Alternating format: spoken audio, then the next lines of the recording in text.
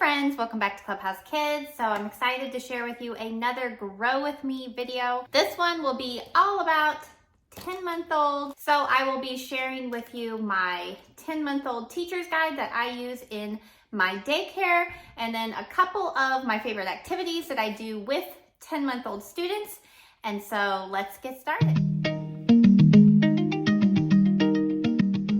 So if you have been following along in this series, I am going through each month of baby's first year and sharing developmental activities that you can do with baby in your daycare or your home. So in this series, we are up to 10-month-old students, and so I'm excited to share with you guys some of my favorite activities from this booklet. But if you are not caught up in this series, go ahead and go to that playlist and watch along and get all kinds of fun ideas that you can do with your littlest students in your care.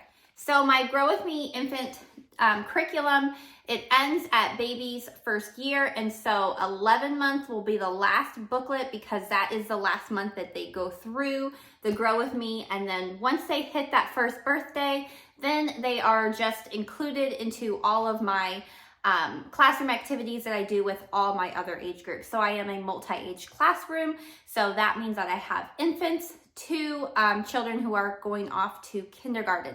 And so the next step after Grow With Me is for them to start my Toddler 2 curriculum, which that curriculum is more activities that I do with the kids as a group, as opposed to my Grow With Me curriculum is individualized to each individual student in my classroom.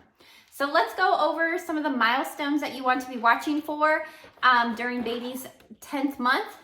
So they are mastering crawling, standing with support, pulling to stand, avoiding strangers, saying those first couple words, which are usually mama or dada, verbalizing other familiar words. So they might be plugging a sound with a certain favorite object, using gestures to communicate, especially if you've been using sign language in your classroom or they're using sign language at home. You might be seeing them start to use those gestures more to communicate with you. Recognizing and responding to familiar words, imitating the activities of adults and older kids. So this is a really fun month. You are starting to see everything that you have done in those previous months, all those learning activities. They are starting to get a little more vocabulary. You know, the first couple milestones we talked about is all about gross motor, so you're still just continuing to promote and encourage activities that encourage them to work on those large muscles. Yeah, so this is a really fun month. I love when babies hit about that 9, 10, 11-month-olds. I think it's a super fun time. You just get to learn about them and their personalities, and it just can be a really, really exciting time. So I'm going to be sharing with you a couple of my favorite activities that I do with this age group. So the first one I want to share is mimic toys. So they have been in the previous months just watching and observing and getting used to your schedules and the way that you do life and anyone that there's caregiving parents in their world. And they have just been taking this all into their brain. And for this month, you're going to be able to start seeing them mimicking things that you are doing. So I know we've all seen those cute, TikToks or Instagram reels where they hand baby certain objects and baby starts, grabbing the hairbrush and brushing their hair, or the toothbrush they know it goes in the mouth to brush the teeth. And so it's just a lot of fun that you can bring more mimic toys into your classroom.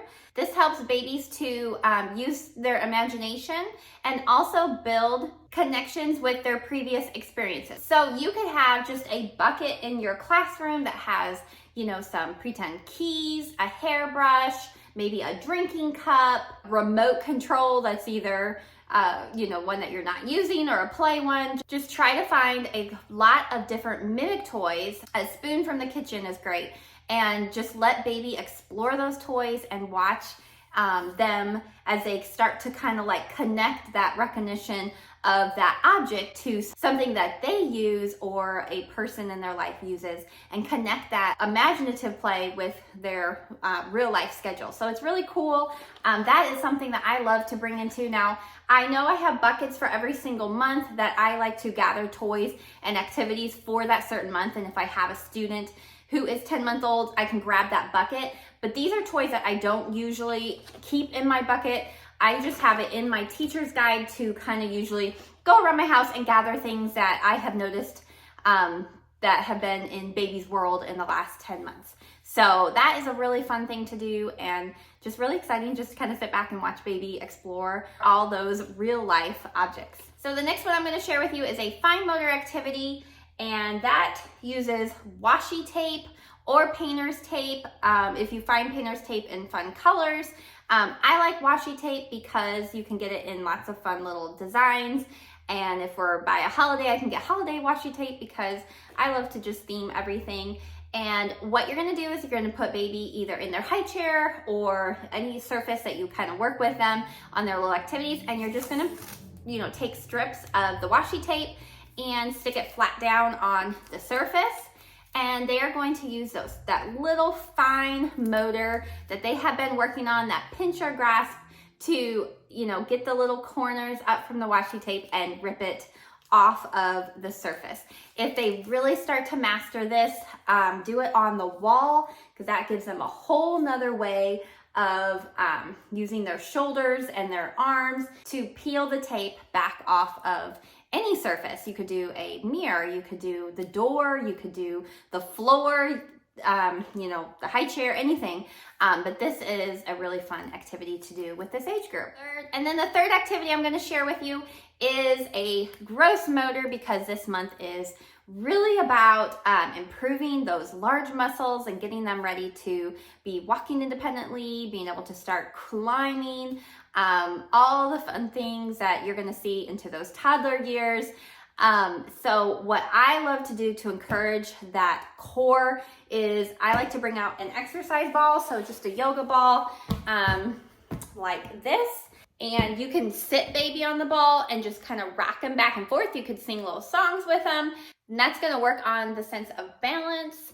Another thing you can do is put some toys on the opposite end and lay baby flat on their tummy and roll the ball forward, hanging on to baby, and let them reach and grab a toy and then roll them back. And you could have like a bucket here and have them place the toy in the bucket and then do it again.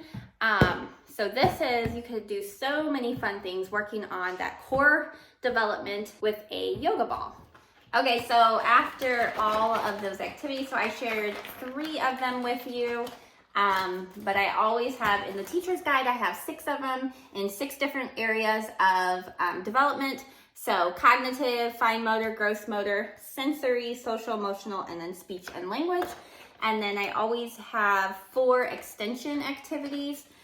And then the last page is in the classroom and all my favorite toys and activities that I bring out or have in my bucket for this age group. So the one that I wanted to share with you is busy boards. This is a great thing to bring out at this point in baby's life. You can find a whole bunch of these. They're just called busy boards. You can find some, this one's from Amazon. This one is my favorite, but you can also find some on Etsy. And what they do is they just have all kinds of little fine motor things that baby can do. So like this one has 2 different types of plugs that they can plug. They can pop the toaster. So there's just all kinds of different knobs and turns. So this one does play music. And they can like run water.